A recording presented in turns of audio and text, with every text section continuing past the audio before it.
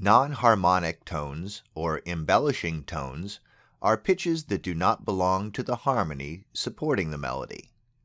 For example, if the supporting harmony is a C major triad, any note in the melody that is not C, E, or G is a non-harmonic tone, or a non-chord tone. Non-harmonic tones are considered embellishments and not as structurally important as chord tones. We add non-harmonic tones to a melody to make it more interesting. Take, for example, a simple melodic fragment, mi, re, do.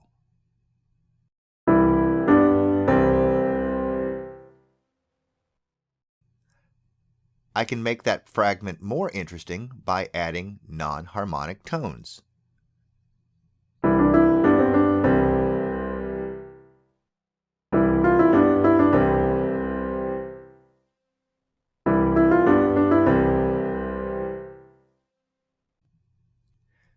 There are two fundamental types of embellishments: neighboring motion and passing motion.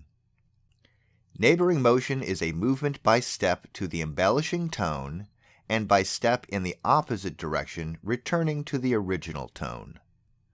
Like every good neighbor, it returns home.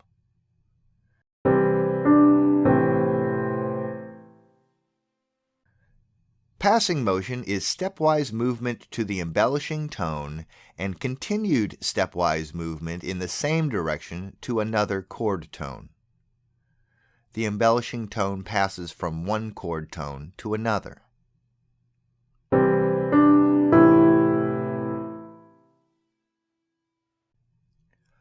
All non-harmonic tones are identified based on how they are approached or prepared and how they are resolved.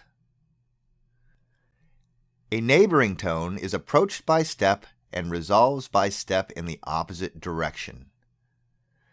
The neighboring tone may be either above or below the chord tone and is labeled as either an upper or lower neighbor, respectively.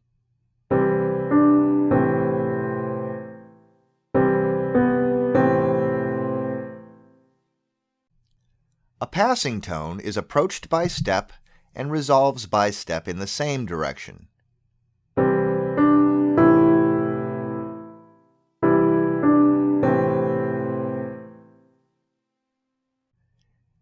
Neighboring tones and passing tones are normally unaccented, that is, based on their duration as beat level or division level, they normally occur on an unaccented beat or division.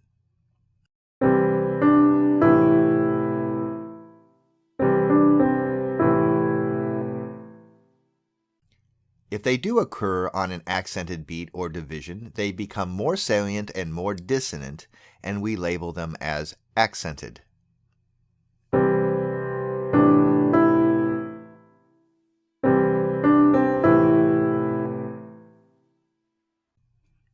If the non-harmonic tone is not in the key, it is labeled as chromatic.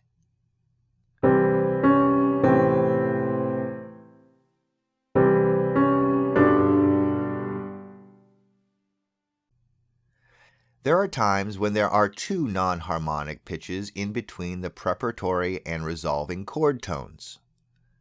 Since non-harmonic tones must be prepared and resolved by chord tones, we consider these two non-harmonic tones as a single entity.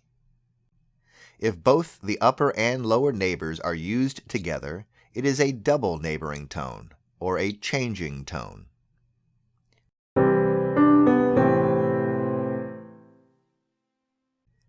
If two pitches create stepwise movement from one chord tone to another, they are taken together as a double passing tone.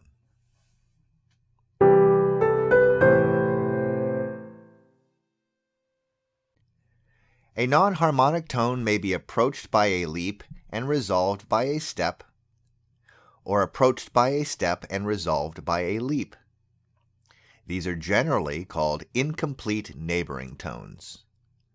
Some of these incomplete neighbors have special names. A non-harmonic tone that is approached by a step and resolved by a leap is called an escape tone, or échappé.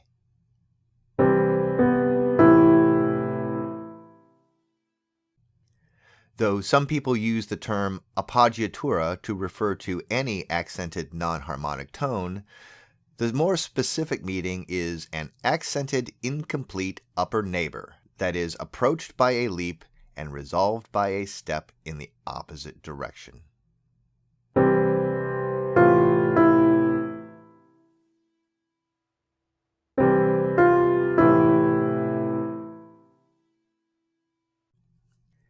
A suspension is rhythmically specific. It is always accented. It is prepared when the embellishing tone is part of the previous chord and resolves down by step.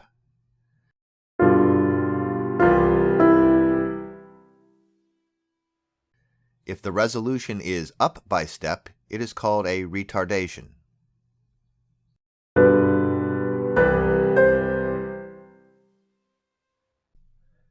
Suspensions and retardations are often prepared by a tie and can be played simultaneously.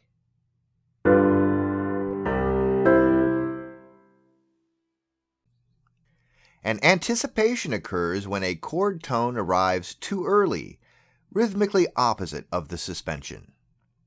It is normally unaccented, approached by a step, and resolves by simply becoming part of the new chord when it arrives.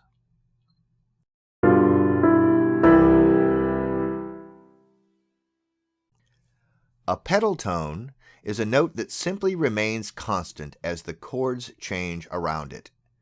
It is approached by being part of the previous chord and resolves when the chord changes and it is again a chord tone. The pedal tone gets its name as it was commonly placed in the bass, played by the foot pedals on the organ.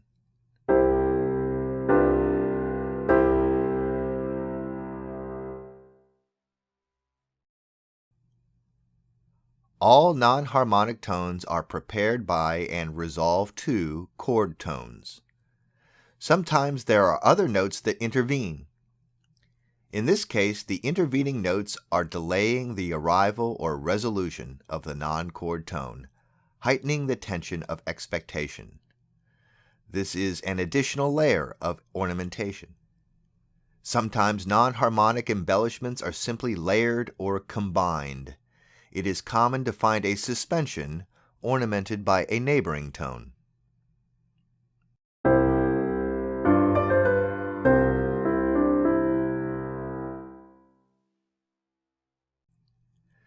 Some theorists also label an unexplainable non-chord tone as a free tone. I shy away from such analysis. It is my approach to assume that every note in a piece of music has a purpose. Otherwise, it would not be there. Sometimes one must search through the various levels of musical structure to understand the note's function. Every note either belongs to a chord or is explainable as an embellishment, a non-chord tone. Here is something to keep in mind when considering embellishments or non-harmonic tones. To see the structure beneath the embellishment, remove the embellishment and replace it with its resolution, the note that wants to be there. This is a more structural view of the music.